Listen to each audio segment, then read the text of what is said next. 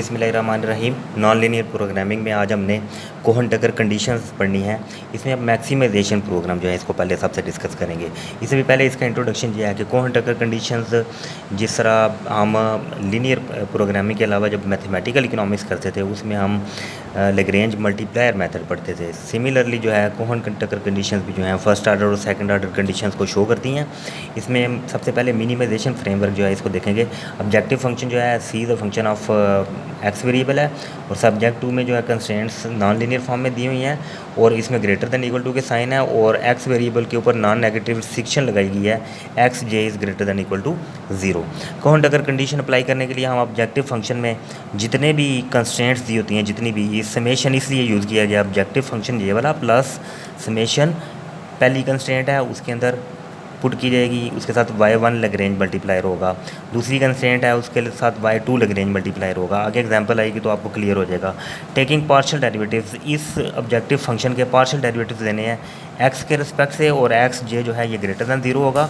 Minimisation की सूरत में first partial derivative with respect to x greater than 0 होगा और मिनिमाइजेशन की सूरत में first partial derivative with respect to y variable जो है वो लेस दैन 0 होना चाहिए। ये कोहन-टकर कंडीशन है। इसके अलावा फर्दर कोहन-टकर कंडीशन में ये है कि अगर partial derivative with respect to y जो है जो हमने फाइंड किया हो वो लेस दैन 0 हो तो उस सूरत में y की ऑप्टिमल वैल्यू 0 होगी। ये बात आपने याद रखनी है। उसके बाद नेक्स्ट है, इसके बाद जो partial derivative with respect to y अगर 0 के बराबर आ जाए तो उस सूरत में y की वैल्यू पॉजिटिव होगी। इसके साथ ये जो फाइंड करने के बाद कोहन-टकर कंडीशन जो है वो अप्लाई करने के लिए ये हमने प्रूव करना होता है कि कोई भी वेरिएबल जो है जो लैग्रेंज मल्टीप्लायर मेथड जो था उसके एक्स वेरिएबल के रिस्पेक्ट से जो डेरिवेटिव हमने फाइंड किया हुआ है उसको उसकी ऑप्टिमल वैल्यू के साथ ज़रब दें तो वो 0 के बराबर आ जाता है। इसी तरह से जब हम y वेरिएबल के रिस्पेक्ट से भी जो पार्शियल डेरिवेटिव फाइंड किए हुए हैं उनके साथ भी उनकी ऑप्टिमल वैल्यूज़ को मल्टीप्लाई करें तो वो भी 0 के बराबर हो जाता है। तो इसके बाद इसकी एग्जांपल है मिनिमाइजेशन की सूरत में किस तरह से हम इस मेथड को अप्लाई करते हुए तो इसका सलूशन किसी भी प्रॉब्लम का सलूशन फाइंड करते हैं। तो ये वाली वो एग्जांपल है जो आप लोगों ने पहले ग्राफिकली की थी, इसी के ऊपर ही हम आज कोहन-टकर कंडीशन अप्लाई करेंगे। तो इसमें c is equal to x1 माइनस 4 होल स्क्वायर है plus x2 minus 4 whole square है। ये सब्जेक्ट टू कंस्ट्रेंट्स दी हुई हैं। क्या करेंगे हम सबसे पहले इस ऑब्जेक्टिव फंक्शन के अंदर y1 प्लस करेंगे और इसको इस साइड पे ले जाएंगे तो 6 माइनस 2x1 माइनस 3x2 हो जाएगा और y2 जो है minus 12 into 3x1 plus 3x2 हो जाएगा। तो इस तरह से ये लैग्रेंज फंक्शन आ गया। अब हमने क्या करना है, पार्शियल डेरिवेटिव फाइंड करने हैं विद रिस्पेक्ट टू x1। इसका partial derivative with respect to x1 ये हो गया माइनस 2y1 आ जाएगा प्लस 3y2 आ जाएगा is greater than equal to 0। Minimisation की सूरत में हमने कंडीशन ये पढ़ी थी कि ये पार्शियल डेरिवेटिव ग्रेटर दैन 0 होना चाहिए। इस तरह से x2 के रिस्पेक्ट से जो भी पार्शियल डेरिवेटिव है इस तरह से फाइंड करेंगे उसको भी greater than equal to 0 put करेंगे। हम नॉन नेगेटिव सेक्शन लगाते हैं, x1 और x2 दोनों पॉजिटिव होंगे। नेक्स्ट उसके बाद y1 के रिस्पेक्ट से पार्शियल डेरिवेटिव ये सारा आ जाएगा, y2 के रिस्पेक्ट से पार्शियल डेरिवेटिव ये सारा आ जाएगा।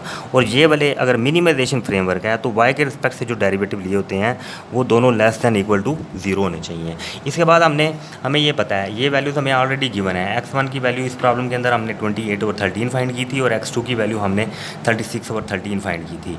अब हम क्या करेंगे, वो जो partial derivative with respect to y1 find किया हुआ है उस वाली इक्वेशन को लिखेंगे, उसके अंदर ये x1 और x2 की वैल्यूज़ को पुट कर देंगे।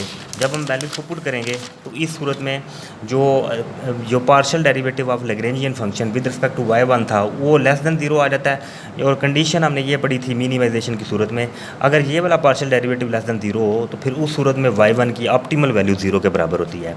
अब हम partial derivative with respect to जो हमने y2 के रिस्पेक्ट से फाइंड किया था उसको हम पुट करेंगे। इसके अंदर भी इस तरह से x1 और x2 की वैल्यूज़ फाइंड करेंगे।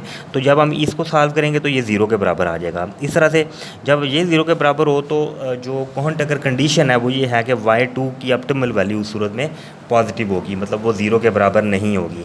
इस सूरत में कर्ली z और कर्ली x1 वाली जो इक्वेशन है जो पीछे हमने पार्शियल डेरिवेटिव फाइंड किया हुआ है उसके अंदर आप सारी वैल्यूज़ पुट करेंगे, y2 की वैल्यूज़ यहाँ से निकल आएगी। y2 की वैल्यू जो है वो आ जाती है 16/13 और ये अब हमारे पास सारी वैल्यूज़ आ चुकी हैं।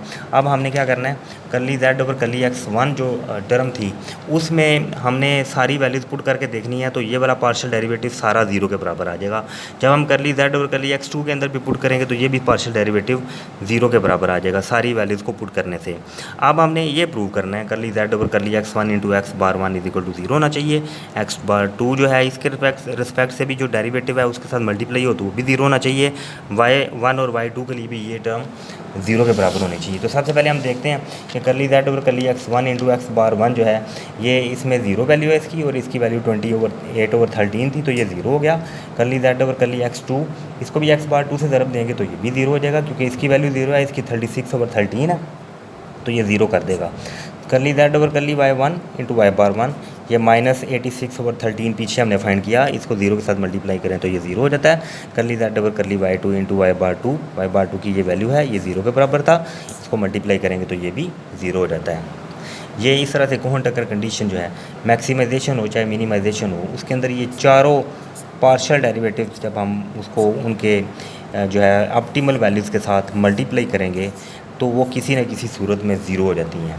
नेक्स्ट टॉपिक में हम मैक्सिमाइजेशन की प्रॉब्लम को डिस्कस करेंगे। उस वक्त तक के लिए अल्लाह हाफ़िज़।